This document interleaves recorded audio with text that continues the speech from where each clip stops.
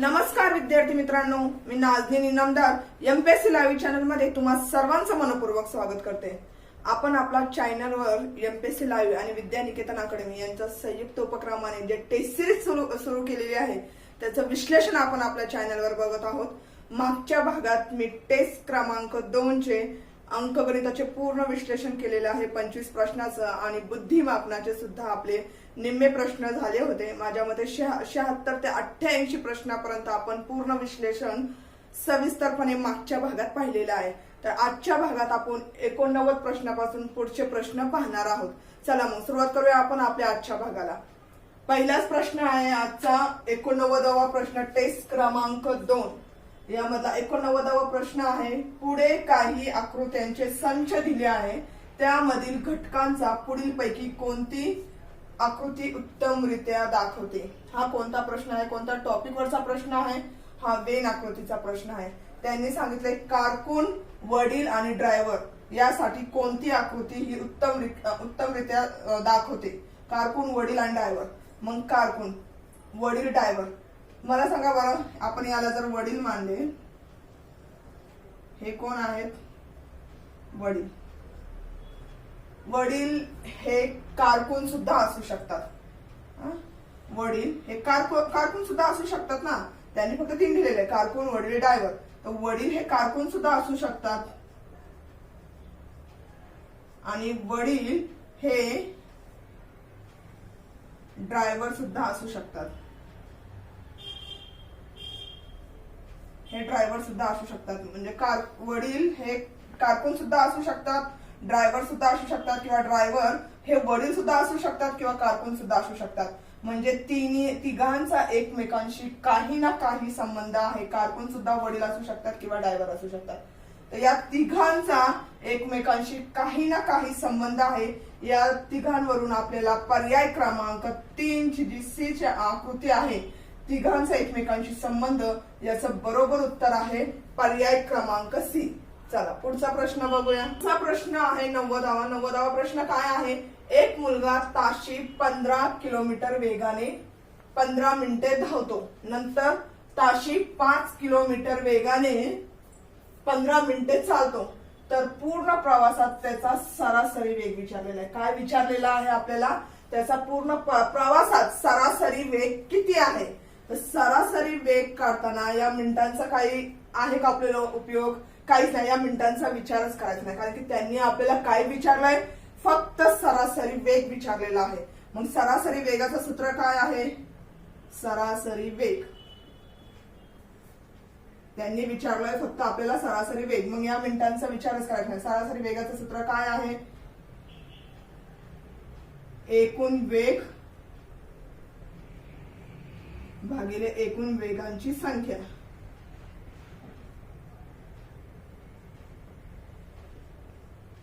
एकूण वेगांची संख्या। मग एकूण वेग किती आहे हो? एकूण वेग सांगितलं त्यांनी।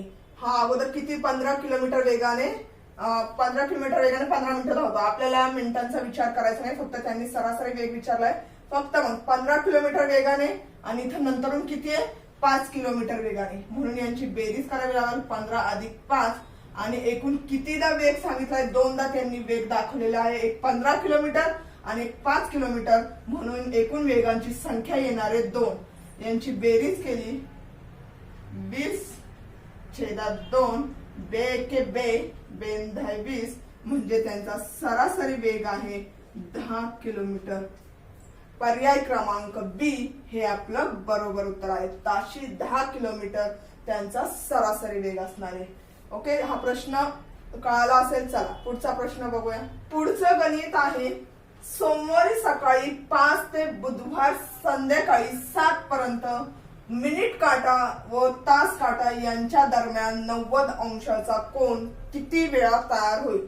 प्रश्न समजून घ्या। सोमवारी सकाळी 5 ते बुधवारी सायंकाळी 7 पर्यंत मिनिट काटा, घड्याळातील मिनिट काटा व तास काटा यांच्यात 90 अंशाचा कोन किती वेळा तयार होईल?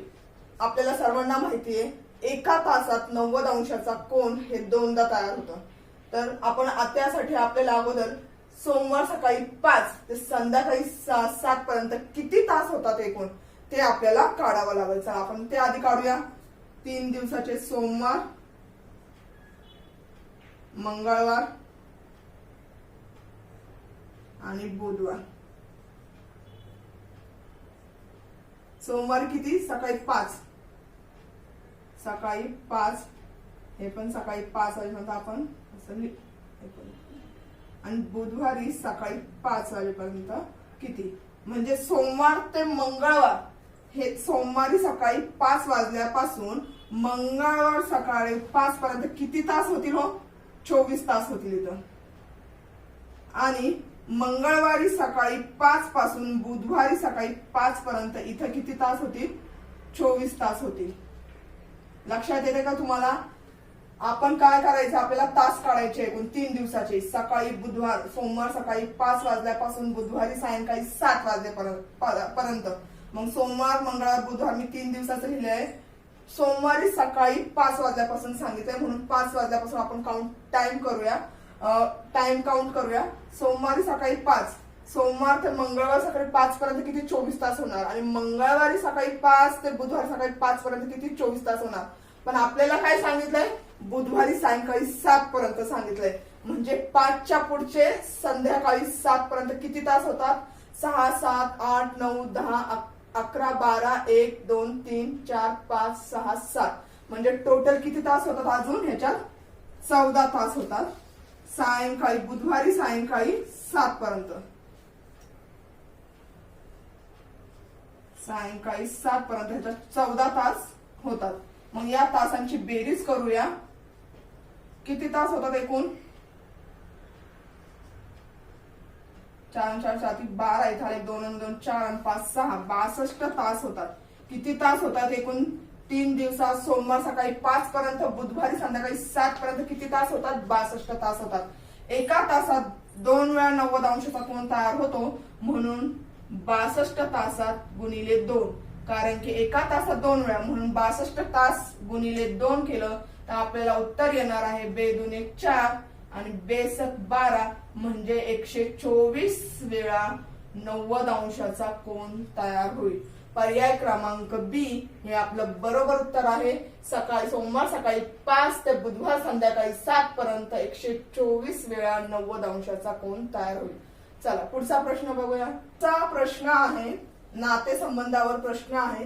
माझ्या आईने एका बाळास जन्म दिला, पण ते बाळ त्याचा भाऊही नाही आणि बहीण पण नाही. मग ते नाते कोणते आहे?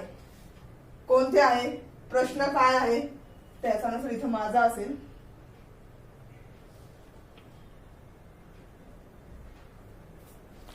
माझ्या आईने एका बाळास जन्म दिला, पण ते बाळ माझा भाऊ नाही किंवा बहीण पण नाही, तर ते नाते कोणते आहे?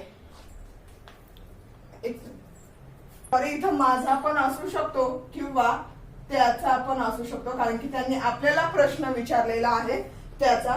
म्हणजे माझा पण असू शकतो किंवा त्याचा पण असू शकतो. माझ्या आईने एका बाळास जन्म दिला, पण ते बाळ माझा, म्हणजे स्वतःबद्दल जेव्हा तो बोलू शकतो तेव्हा माझा भाऊ पण नाही किंवा बहीण पण नाही. पण जर प्रश्न त्यांनी आपल्याला केलेला आहे तर त्याचा भाऊ पण नाही आणि बहीण पण नाही, तर ते नाते कोणते आहे?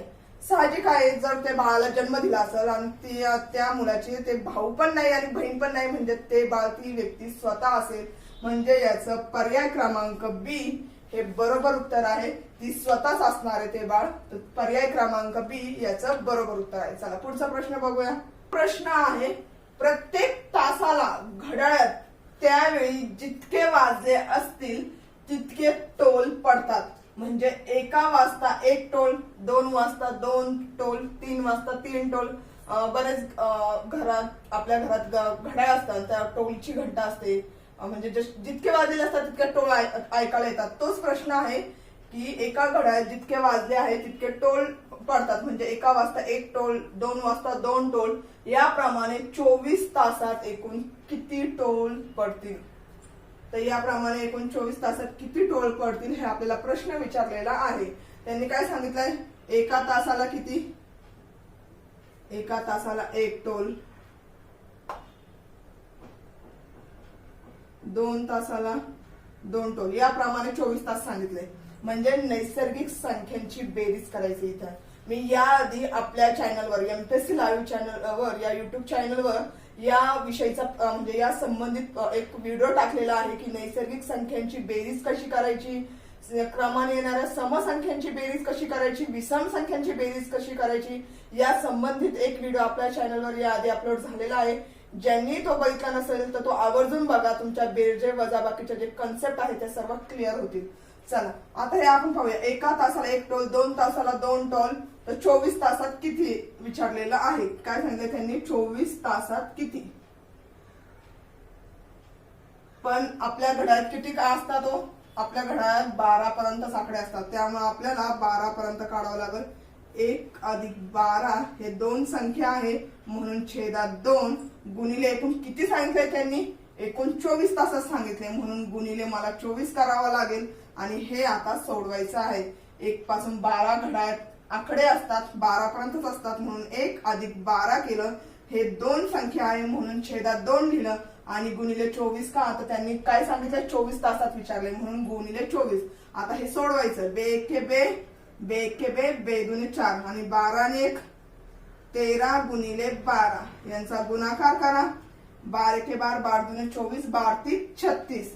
इथं आले 3, 12 एके 12 आणि 3 किती, 12 एके 12 आणि 3 15 म्हणजे 156 वेळा ते टोल पडतील. 24 तासात किती वेळा टोल पडणार आहे, 24 तासात 156 वेळा टोल पडणार आहे. चला पुढचा प्रश्न बघूया. हा प्रश्न आहे दिशानियांवर. हा प्रश्न आहे बघा. प्रश्न काय आहे, राम त्याच्या घरापासून पूर्वेला 18 किलोमीटर सायकलवर गेला. तेथून उजवीकडे वळून 3 किलोमीटर व पुन्हा उजवीकडे वळून 6 किलोमीटर अंतर त्याने कापले. शेवटी डावीकडे वळून 6 किलोमीटर अंतर कापले तर तो घरापासून किती अंतरावर आहे. दिशाज्ञान संबंधीचा प्रश्न आहे. हा प्रश्न सोडवताना आधी दिशा माहित असणं गरजेचं आहे तुम्हाला. उत्तर, दक्षिण, पश्चिम, पूर्व आणि उपाय दिशा कशा लक्षात ठेवायचं.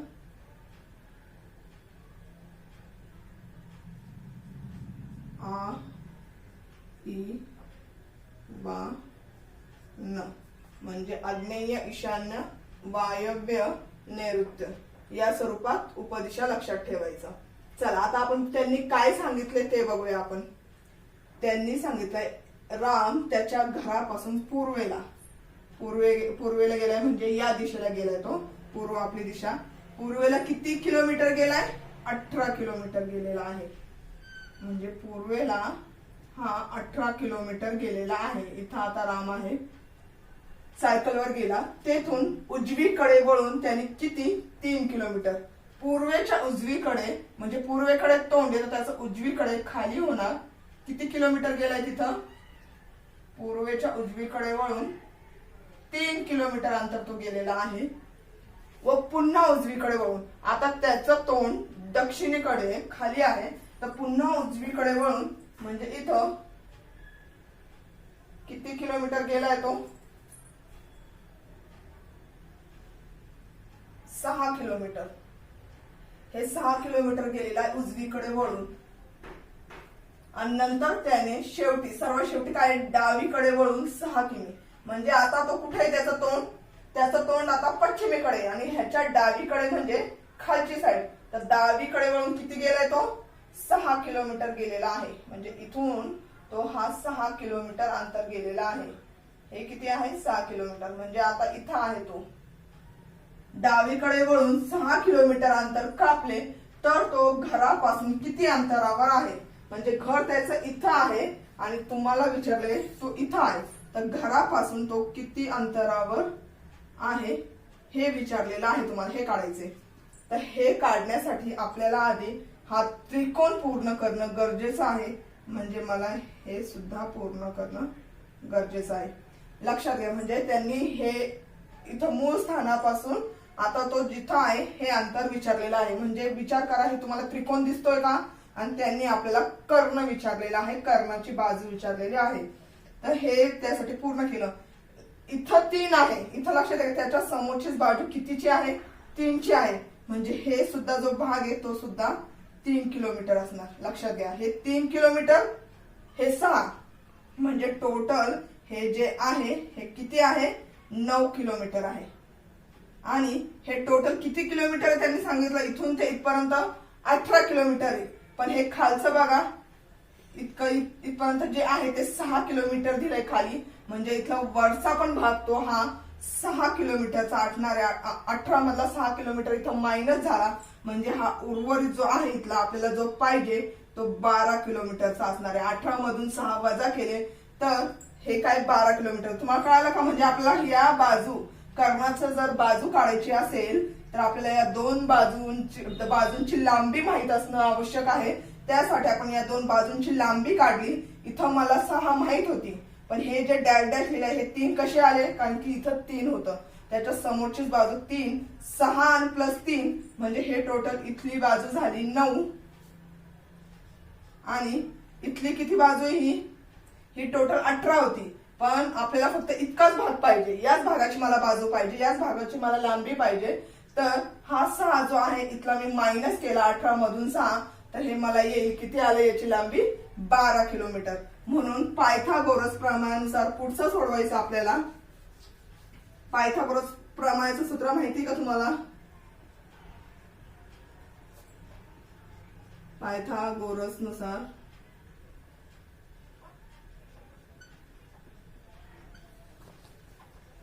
पायथागोरस प्रमेयानुसार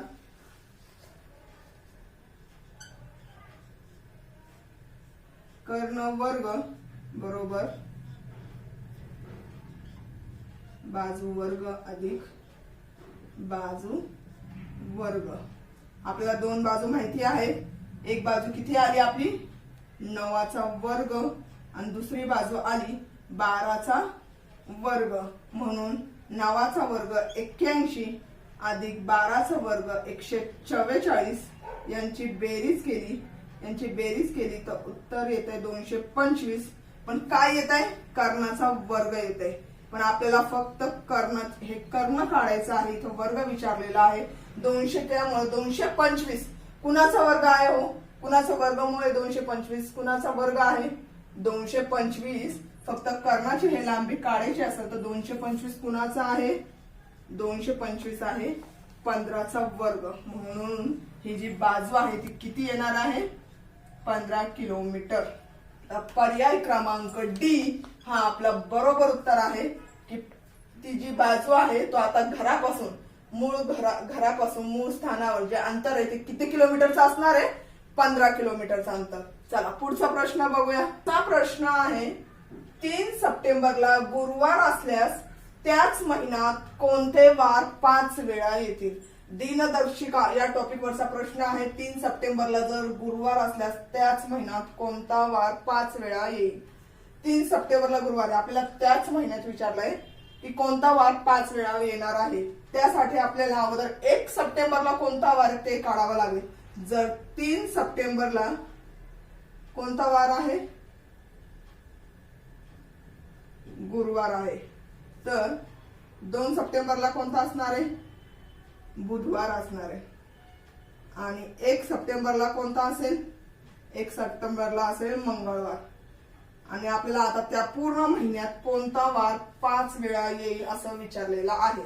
तर 1 सप्टेंबरला मंगळवार आहे. 1 सप्टेंबर पासून आपण पूर्ण महिन्यापर्यंत 7 दिवसांनी, जर 1 सप्टेंबर, दुसरा मंगळवार कधी येणार आहे, 8 तारखेला, तिसरा मंगळवार कधी येणार आहे, 7 दिवस सोडून, म्हणजे 15 तारखेला तिसरा मंगळवार, चौथा मंगळवार याला 7 दिवस सोडून म्हणजे 22 तारखेला येणार आहे.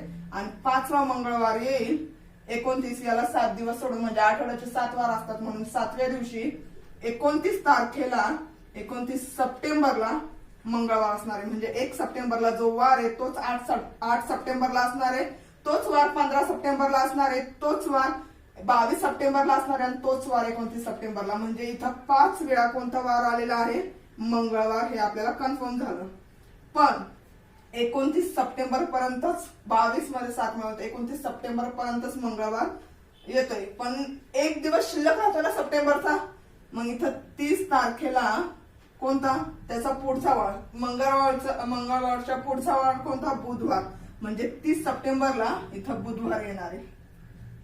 कळतंय का तुम्हाला? 1 सप्टेंबरला जर मंगळवार असले तर त्याच्या पुढच्या 7 दिवसांनी म्हणजे 5वी वारी मंगळवारच येणार आहे. पण एक दिवस त्या महिन्याचा शिल्लक राहतोय 30 सप्टेंबर, म्हणजे त्या दिवशी बुधवार असणार आहे. जो 2 सप्टेंबरला वार असणार आहे इथं, ज्या 2 सप्टेंबरला वार असेल तोच वार इथं 30 सप्टेंबरला असणार आहे.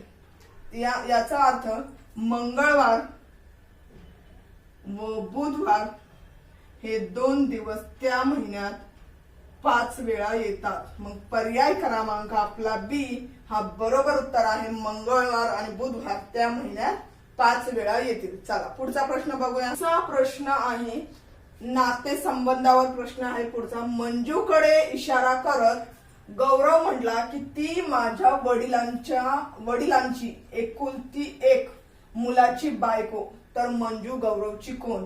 मी लास्ट म्हणजे आपली जी टेस्ट क्रमांक 1 होती त्यामध्ये बुद्धिमापनाचा प्रश्न सोडवताना नातेसंबंधावर एक प्रश्न आला होता. त्यावेळेस मी पूर्ण ट्रिक्स सांगितली होती की नातेसंबंधाचा प्रश्न सोडवताना कशा पद्धतीने सोडवायचा. हे प्रश्न सोडवताना नेहमी डायग्रामेटिक पद्धतीने सोडवायचे असतात, आकृती काढून सोडवायचे असतात, जेणेकरून उत्तर आपलं अचूक येतं. तर हे प्रश्न सोडवताना नातेसंबंध, स्वतःवर नातेसंबंध लावून जेव्हा तुम्ही प्रश्न सोडवता तेव्हा ते बरेच वेळ चुकण्याची शक्यता जास्त असते. तेव्हा अशी प्रश्न सोडवताना नेहमी डायग्रामेटिक किंवा आकृतीच्या सहाय्याने सोडवण्याचा प्रयत्न करा, जेणेकरून तुमच्या उत्तरात अचूकता येते. चला आता आपण बघूया. हे मंजूकडे इशारा करत गौरव म्हटला. गौरव म्हटलेला आहे म्हणून आपण अगदी गौरव काढूया. मी सांगितलं होतं मुलासाठी काय वापरायचं, बॉक्स, आणि मुलीसाठी काय वापरायचं, गोल. आणि यांचं लग्न झालं असेल तर दुहेरी रेष. सिंगल रेष कशासाठी? जेव्हा ती भाऊ किंवा बहीण असेल. जर या मुलाची बहीण असेल तर इथं सिंगल रेष बहिणीसाठी आणि डबल रेष हे बायकोसाठी, म्हणजे या पुरुषाची ही पत्नी, तर या अर्थाने ही डबल रेष असं काढले जातो. आणि यांचा मुलगा काढायचा असेल तर तो खाली असं चौकोनात रेष करून, खाली रेष करून चौकोनात मुलगा काढला जातो. असं डायग्रामेटिक पद्धतीने आपल्याला या प्रश्नाचं उत्तर शोधायचंय. चला आता आपण बघूया. मंजूकडे इशारा करत गौरव म्हटला. कोण म्हणलेला आहे? गौरव. गौरव काय आहे? मुलगा आहे. म्हणून मी इथं केलं गौरव, बॉक्स मध्ये लिहिला गौरव. गौरव काय म्हटला की मंजू कोण आहे? ती माझ्या वडिलांची, म्हणजे गौरवच्या वडिलांची. गौरवच्या वडिलांची म्हणजे आपल्याला इथं वडील काढावे लागतील.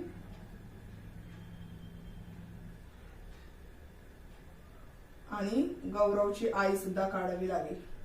ती माझ्या गौरवने काय सांगितलंय? ती माझ्या वडिलांच्या, म्हणजे गौरवच्या वडिलांची म्हणजे गौरवच्या आजोबांची, म्हणजे गौरवच्या वडिलांची म्हणजे याचे आजोबा. हे गौरवचे आजोबा, हे वडील आहेत,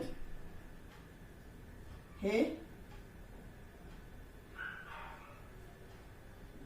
जे आहे इथं आजोबा आहेत. गौरव काय म्हणाला की ती जी मंजू आहे ती गौरवच्या वडिलांची एकुलत्या एक मुलाची, म्हणजे आजोबाच्या एकुलता एक मुलगा कोण आहे? वडील आहे.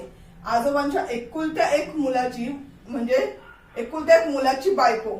गौरवच्या वडिलांची एकुलता एक मुलगा, म्हणजे हा मुलगा आहे, आणि त्याची बायको म्हणजे मंजू आहे. म्हणजे ही कोण आहे? मंजू आहे, जी गौरवच्या वडिलांच्या एकुलत्या एक मुलाची बायको आहे, ती मंजू आहे. तर गौरवची कोण आहे ही गौरवची आई आहे. कळतंय का तुम्हाला डायग्रामेटिक पद्धतीने? अगोदर आपण गौरव काढला, गौरव विचारतो म्हणून, गौरव सांगते म्हणून गौरवने काय सांगितलं? माझ्या वडिलांच्या एकुलत्या एक मुलाची बायको मंजू आहे. तर मंजू, एकुलत्या एक मुलाची बायको मंजू, म्हणजे ही गौरवची कोण आहे? आई आहे. पर्याय क्रमांक ए हे आपलं बरोबर उत्तर आहे. चला पुढचा प्रश्न बघूया. मधील पुढचा प्रश्न आहे, नेमबाजीच्या एका स्पर्धेत अचूक नेम लागल्यास 5 गुण मिळतात. जर नेम चुकला तर 3 गुण कमी होतात. रामने 15 वेळा नेम लावला तेव्हा त्याला 35 गुण मिळाले. किती वेळा नेम लावला त्याने? 15 वेळा नेम लावला तेव्हा त्याला 35 गुण मिळाले. तर त्याने अचूक नेम किती वेळा लावला आपल्याला विचारलेला आहे. विद्यार्थी मित्रांनो, या स्वरूपाचे प्रश्न सोडवताना आधी आपल्याला पर्यायातून सोडवण्याचा प्रयत्न करा, कारण की पर्यायातून सोडवता लवकरात लवकर याचं उत्तर मिळतं. त्यांनी काय सांगितलंय अगोदर आपण हे पाहूया की अचूक गुणासाठी किती, अचूक नेम लावला तर किती गुण मिळतात, 5 गुण. आणि चुकीचा नेम लावला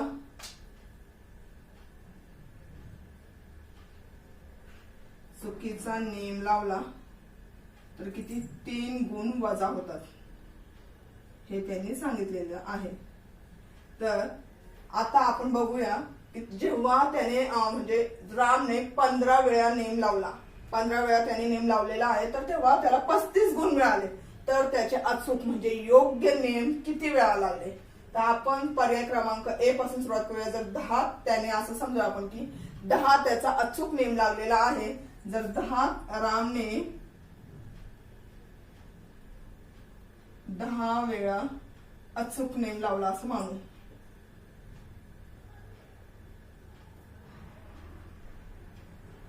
अचूक नेम लावला असं मानू.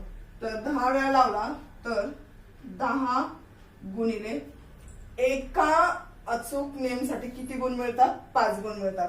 10 वेळा जर त्याने अचूक लावला असेल तर एकूण गुण त्याचे किती होणार, एका नेम साठी 5 गुण. तर 10 गुणिले 5 50 त्याला गुण मिळायला पाहिजे. जर त्याने 10 वेळा अचूक नेम लावला असेल तर म्हणजे 10 वेळा त्याचा अचूक नेम बरोबर आला तर त्याला 50 गुण मिळायला पाहिजे. पण त्याला मिळाले किती आहेत, 35 गुण मिळाले. म्हणजे त्याचे 5 हे आपण त्याने टोटल किती लावले, 15 वेळा नेम लावले, त्यातला 10 आपण विचार केला की बरोबर आले. 10 बरोबर आले तर 50 गुण त्याला मिळाले. पण 15 वेळा त्याने एकूण नियम लावलाय म्हणजे 5 चुकीचे आहे. हे 5 चुकीचे आहेत. 5 चुकीचे म्हणजे हे कोणते, अचूक, आणि हे चुकीचे जे नेम लागले ते आहेत 5 चुकीचे नेम लागले. तर त्यासाठी किती गुण वजा होणार आहेत, 3 गुण वजा होणार आहेत. म्हणजे एकूण किती, 5 त्रिक 15 गुण हे वजा होणार आहे. कशामधून, 50 मधून. जर कारण की त्यांनी जर एकूण 15 नेम लावला तर त्यातले त्याचे 10 बरोबर आले तर त्याला 50 गुण मिळायला पाहिजे होते. पण त्याचे 5 चुकले म्हणून 15 गुण या 50 मधून वजा होणार आहेत. हे वजा बाकी जर 50 मधून 15 घालले तर 35 गुण त्याला मिळायला पाहिजे. आणि आपल्या गणितात आहे की त्याला 35 गुण मिळाले म्हणजे आपला पर्याय क्रमांक ए की त्याचे 10 नेम हे अचूक आलेला आहे, हे बरोबर आहे. चला पुढचा प्रश्न बघूया. पुढचा प्रश्न आहे एका रांगेत पहिल्या मुलानंतर 2 मुली, दुसऱ्या मुलानंतर 3 मुली, तिसऱ्या मुलानंतर 4 मुली, अशा प्रकारे रांगेत 22 मुलं उभी आहेत. तर रांगेत फक्त मुलींची संख्या किती आहे. त्यांनी काय सांगितलंय, एका रांगेत पहिल्या मुलानंतर 2 मुली, एका मुलानंतर एका मुलानंतर 2 मुली, त्यानंतर सांगितलं 2 मुलानंतर 3 मुली,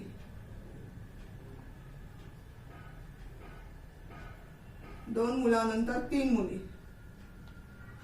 तर अशा प्रमाणे एका रांगेत, एका शाळेत, एका रांगेत एका मुलानंतर 2 मुली उभी आहेत, 2 मुलानंतर 3 मुली उभी आहेत, 3 मुलानंतर 4 मुली, म्हणजे अशा प्रकारे मुलींना उभं केलेलं आहे. तर एका रांगेत 22 मुलं उभी आहेत. तर त्या रांगेत एकूण मुलींची संख्या कशी उभं केलेलं आहे, एका मुलानंतर 2 मुली, 2 मुलानंतर 3 मुली, म्हणजे 22 मुलानंतर किती मुलं येणार, किती मुली येणार, 22 मुलानंतर 23 मुली येणार. कारण की त्यांनी तशी उभंच केलेलं आहे. एका मुलानंतर 2, 2 नंतर 3, 3 नंतर 4, तर म्हणजे 22 नंतर 23 मुली असणार आहेत. तर रांगेत एकूण मुलींची संख्या किती त्यांनी विचारलेलं आहे. तर रांगेत मुलींची संख्या किती, पहिल्या मुलानंतर किती, 2 मुली. हे कोणतं आहे, त्याच टॉपिक मधला नैसर्गिक संख्यांची बेरीज कशा पद्धतीने करतात, पहिली संख्या अधिक शेवटची संख्या भागिले 2 आणि एकूण संख्या जितके विचारले त्यांनी गुणायचं असतं. हे आपल्या चॅनलवर मी या संबंधित एक व्हिडिओ टाकलेला आहे. नैसर्गिक संख्यांची बेरीज कशी करायची सगळी सूत्र त्यात दिलेली आहे. तो व्हिडिओ आवर्जून बघा. बरीच गणित त्या सूत्राने आपल्याला सोडवू शकतो आपण. चला, एका मुलानंतर 2 मुलानंतर 3 तर 22 मुलानंतर 23 मुली असतील हे तर आपल्याला कळलंय. तर आपल्याला एकूण रांगेत एकूण मुलींची संख्या किती आहे ते काढायचंय. तर पहिल्या किती मुली आहेत? 2 मुली आहेत, कारण की पहिली संख्या अधिक शेवटची संख्या. पहिले किती? 2 मुली आणि शेवटच्या रांगेत किती? 23 मुली. 23 मुली. एकूण किती संख्या आहे? त्या 2 संख्या आहे म्हणून छेदात 2 गुणिले, पण त्या रांगेत मुलं किती आहे? मुलांच्या ह्याने ते मुली उभे केलेलेच नाही. एका मुलानंतर 2 म्हणजे प्रमाण कोणाला घेतलंय? मुलांना घेतलंय. म्हणून एकूण मुलं किती आहे?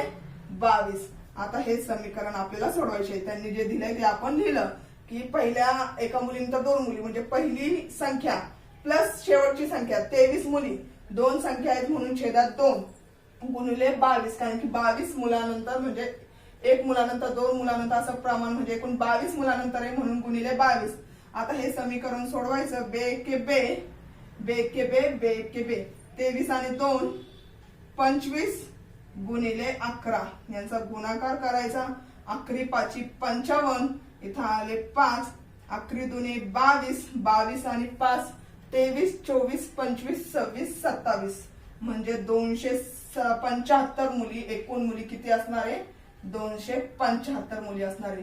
पर्याय क्रमांक आपला सी, 275 मुली एकूण रांगेत असतील. चला पुढचा प्रश्न बघूया. हा प्रश्न आहे, जर माणसाला कुत्रा म्हटले, कुत्र्याला मांजर म्हटले, मांजराला उंदीर म्हटले व उंदराला गाढव म्हटले तर सर्वात बुद्धिमान प्राणी कोण असेल? अशा प्रश्नात शेवटच्या वाक्यावर फोकस करायचा. शेवटचं वाक्य काय विचारले त्यांनी? असा प्रश्न, कोणताही प्रश्न आला अशा टाईपचा तर शेवटच्या वाक्यावर फोकस करायचं की काय विचारले त्यांनी. तर त्यांनी काय विचारलंय? सर्वात बुद्धिमान प्राणी कोण आहे? सर्वात बुद्धिमान प्राणी आपल्या संपूर्ण जगात सर्वात बुद्धिमान प्राणी एकच आहे, तो म्हणजे मानव. माणूस सर्वात बुद्धिमान प्राणी. पण माणूस असला तरी उत्तर माणूस येणार आहे का? आपलं नाही येणार आहे, कारण की त्यांनी माणसाला कुत्रा म्हटले सांगितले. तर त्यांनी जे मानायला सांगितलंय तेच आपल्याला उत्तर द्यायचंय. त्यांनी काय सांगितलंय? माणसाला कुत्रा म्हटलंय, त्यामुळे सर्वात बुद्धिमान प्राणी कोण असणार आहे? कुत्रा हा सर्वात बुद्धिमान प्राणी असणार आहे. चला पुढचा प्रश्न बघूया. प्रश्न आहे, जर DEF बरोबर 30, KLM बरोबर 72 तर QRS बरोबर किती? तर हे अक्षर मालिकावर प्रश्न आहे. DEF किती सांगितले त्यांनी? 30. ही अक्षर मालिका मी लिहून घेतलेली आहे, प्रत्येक वेळेस सांगितलेलं आहे अक्षर मालिका कसं लिहितात. तर D किती आहे? D बरोबर किती आहे? 4. E बरोबर किती आहे? 5 आणि F बरोबर किती आहे? 6. यांची बेरीज करायची आहे. काय संबंध कसा लिहिलेला आहे ते बघायचं आणि पुढचा QRS तसाच येणार आहे. यांची बेरीज केली तर किती येणार आहे? 5 6 आणि 5 11 आणि 4 15. पण इथे त्यांनी काय सांगितलंय? DEF बरोबर 30 सांगितलंय, म्हणजे 15 ला गुणिले 2 केलं तर 30 येणार आहे. त्याचप्रमाणे इथं KLM बघूया आपण. KL किती आहे? 11 आहे. L किती आहे? 12 आहे आणि M किती आहे? 13 आहे. जर यांची बेरीज केली तर यांची बेरीज येणार आहे 36 आणि 36 गुणिले 2 केलं तर येणार आहे 72. म्हणजे प्रत्येक वेळेस जी बेरीज आहे त्याला 2 ने गुणायचं आहे तर आपल्याला ते येणार आहे. तसंच आपण QRS काढूया. Q किती आहे? Q आहे 17, R आहे 18 आणि S आहे 19. यांची जर बेरीज केली तर यांची बेरीज करा. 7 आणि 7 14 आणि 1 15 आणि 15 आणि 9 किती? 24. 24 इथं आले 2, 3 आणि 2 5 म्हणजे 54 आले आणि 54 ला जर गुणिले 2 केलं तर आपलं उत्तर येणार आहे 2 चोक 8 आणि 2 पंचे 10 म्हणजे 108. हे आपलं बरोबर उत्तर असणार आहे. QRS म्हणजे 108 सॉरी 54 गुणिले 2 किती आलेलं आहे? 108 आले. तर पर्याय क्रमांक B हे आपलं बरोबर उत्तर असणार आहे 108. अशा पद्धतीने आपण टेस्ट क्रमांक 2 चं संपूर्ण विश्लेषण आज पूर्ण केलेलं आहे. ज्यांना ही टेस्ट जॉईन करायची असेल त्यांनी या नंबरवर संपर्क करा. 7796505157 या नंबरला संपर्क करा आणि तुम्ही टेस्ट जॉईन करू शकता. चला भेटूया मग पुढच्या भागात. व्हिडिओ आवडला असेल तर व्हिडिओला लाईक नक्की करा, चांगले कमेंट करा. चला भेटूया पुढच्या भागात. धन्यवाद.